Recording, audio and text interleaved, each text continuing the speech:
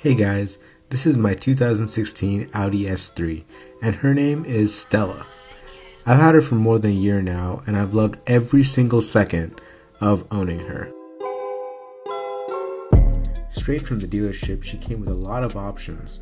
My favorite had to be the carbon fiber mirror caps and rear wing spoiler, which by the way I instantly fell in love with. I really liked the aesthetic of carbon fiber, so I slowly kept adding bits and pieces of carbon fiber throughout my car.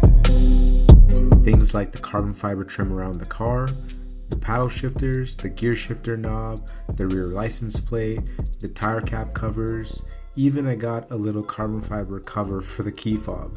I just went all out. Recently, I came across an Instagram page who designs and makes custom Audi emblems using carbon fiber.